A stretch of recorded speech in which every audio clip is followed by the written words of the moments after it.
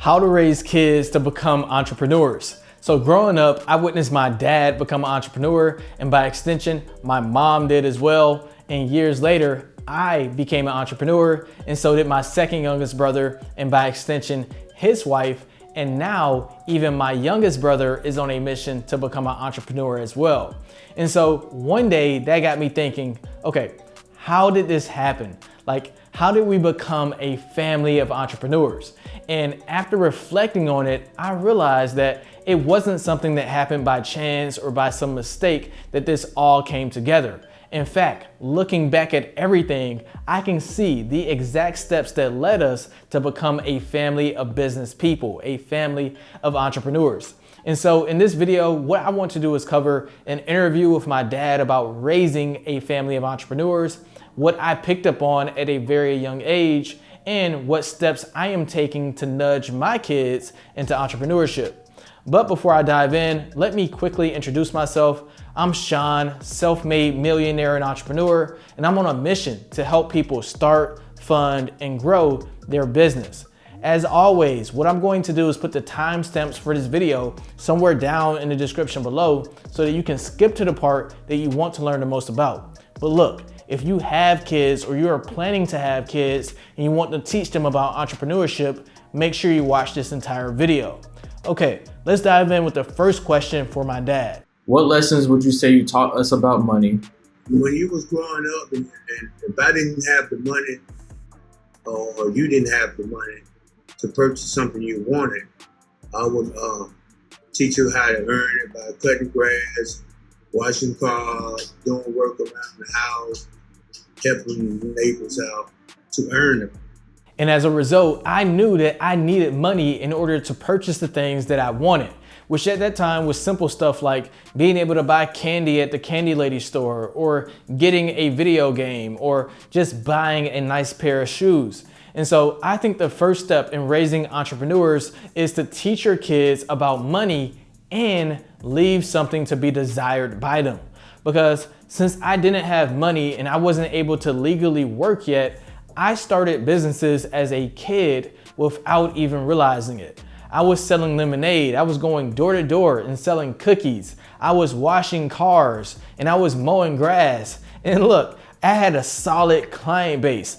I even started recruiting my brother and my friends as some of my first business partners, which led me to make some pretty good money as a young kid and an early teenager. But I also made my first money mistakes as well, because I quickly spent all the money that I had worked so hard for, which really made me start valuing my money and my time on an entirely new level. And unfortunately, these are lessons that many people don't learn until they reach adult age. What role would you say you had in us becoming an entrepreneur? You know, you work and show your kids, not only by telling them, but you're showing them as well. So they follow you as you work. It's a good example. One of the most important things that I think that y'all got out of that is that you learned that you didn't have to work for someone else, and it was better to have your own business for many different reasons, for financial independence, for the freedom to do whatever you want to do and work whenever you want to work. Which brings me to step number 2. If you want to raise entrepreneurs, then you should consider becoming an entrepreneur. Because there is a classic saying that goes something like, kids don't listen to what you say, they listen to what you do. In other words, they follow your actions. And so when I saw my dad start his first business, I saw his excitement and I saw his anxiety. I saw him building his home office, and I saw him yell at us about making sure the house was squeaky clean when his clients came to visit. At the same time, that got me curious. I started asking questions like, why are these people coming to the house? And exactly what are you doing for these people? And why did you decide to start this business? But perhaps the most important thing I saw was his ability to persevere. And something clicked in my subconscious that made me believe that entrepreneurship is possible, in fact, a very viable option for me in the future. And also, it didn't hurt being able to see him wake up at any time he wanted, even though that was usually after a long night of work. What made you decide to hire us in the business? Like, was it just because we were cheap labor, or were you trying to accomplish anything else? The reason why I wanted to have y'all work in the business so you can learn the business. So whenever it got to a point where you need to make a living, you would have something to make a living on. You know what I mean? The biggest thing that I want y'all to have is no matter what you decide to do in life, you can fall back on your tax and accounting skills and make a living from it. And plus, you didn't have to do hard labor. You know, you use your mind instead of your body. And then I also gave you the opportunity to earn money while you were doing so. You know, to show you how you can work for yourself. And I believe I was one of the first real workers in my dad's business, which brings me to step number 3, hire your kids in your business. Not only is this a great tax write-off and gives you the ability to transfer income to your kids tax-free, but it also goes a long way in helping your kids establish a healthy relationship with business and money. Because even though this wasn't my business, like I didn't have any equity, I still felt a strong sense of ownership because, okay, we didn't have a lot of money growing up, so that business was how we provided for the family. And so I worked hard. Okay, I remember days when we would print out hundreds, if not thousands of flyers, and we walked around malls and churches and grocery stores and neighborhoods trying to spread the word about the family business. And I got to see a direct correlation with how hard we worked and how much we advertised and the business revenue that was generated. And so once we got paid, I was able to start using my checks to take care of some of my own expenses, like my phone bill and my dates and my clothes, and being able to save up for my own car to take some of that financial pressure off of my dad.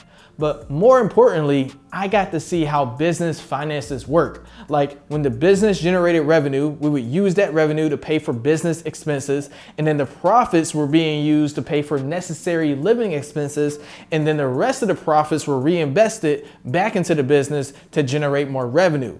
And so this is the same formula that pretty much every single business has, which is why I was so lucky to be exposed to it at a very early age. Do you think that we could have been successful entrepreneurs without going to college? And I think that y'all could have been successful without going to college.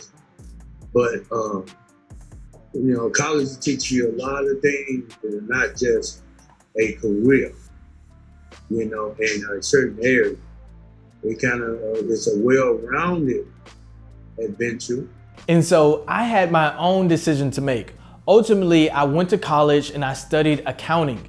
And in accounting, I would always see financial statements with millions of dollars in revenues and hundreds of thousands of dollars in expenses. So I was always being exposed to business operations.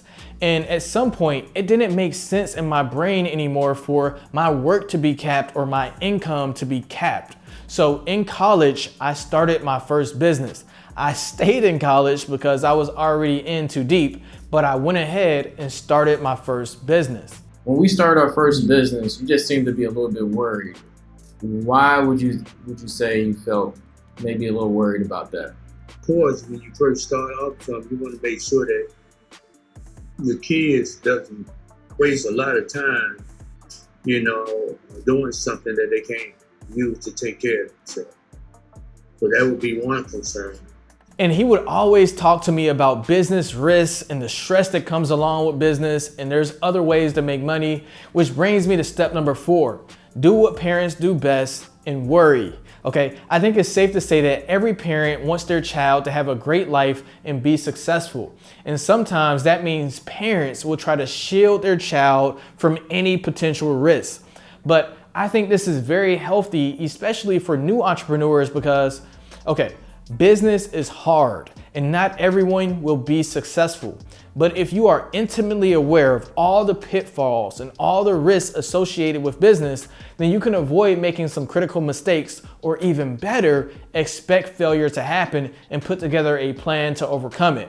In fact, I think it's the people that go into business a little bit naive and a little bit blindly optimistic that end up failing the fastest. So with my kids, I plan on making sure they understand the horrible realities of entrepreneurship, so when they get punched, they're ready to punch back. So I think as a parent that you shouldn't blindly support your kids just because you love them, but you should try to make sure they understand that you are worried and that they know how difficult being an entrepreneur may be.